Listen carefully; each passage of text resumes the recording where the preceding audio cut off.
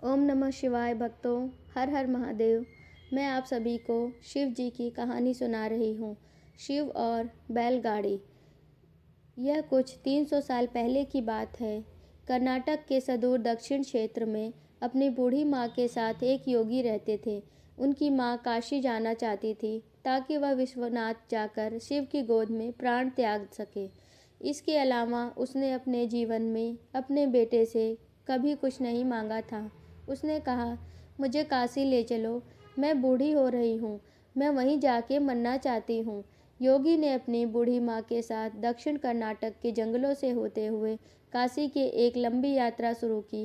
वृद्ध होने के कारण उनकी माँ का स्वास्थ्य बिगड़ गया, तो उन्होंने माँ को कंधे पर उठा लिया और जाहिर तौर पर कुछ समय पश्चात वह कमज़ोर महसूस करने लगा।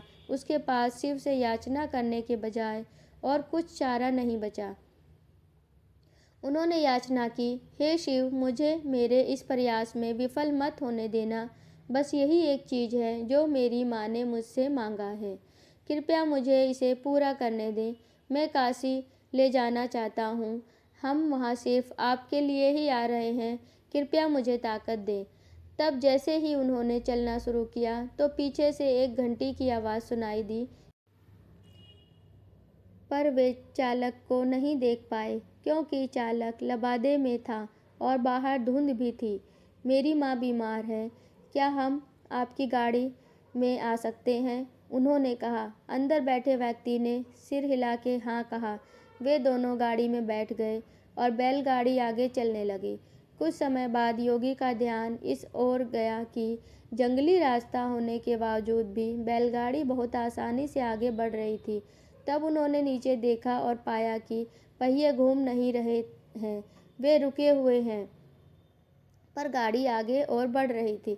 तब उन्होंने बैल की ओर तरफ देखा तो पाया कि बैल बैठा हुआ था, पर बैलगाड़ी चल रही थी। तब उन्होंने चालक की ओर देखा और पाया कि वह सिर्फ एक लबादा ही था। उसने अपनी माँ की ओर देखा। माँ ने कहा, अरे पागल, हम पहुँच गए, अब कहीं और जाने की ज़रूरत नहीं है, यही वह जगह है, अब मुझे जाने दो। इतना कहके माँ ने शरीर छोड़ दिया। बैलगाड़ी और चालक सब विलीन हो गए। योगी अपने गांव लौट गया। लोगों ने सोचा, यह इतनी जल्दी लौट आया है, यह अवश्य ही अपनी माँ को कहीं छोड़ के आया है, यह उसे काशी नहीं ले गया।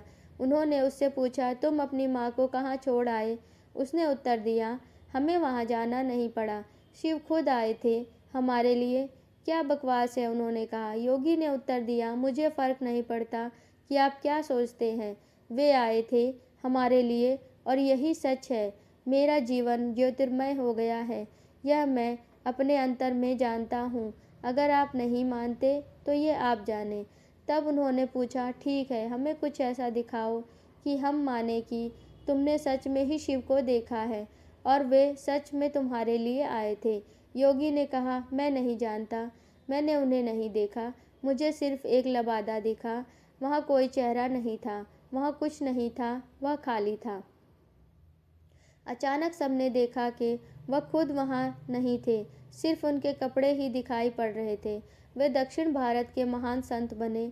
जहाँ भी वह जाते लोग उन्हें बिना चेहरे वाले योगी के रूप में जानते।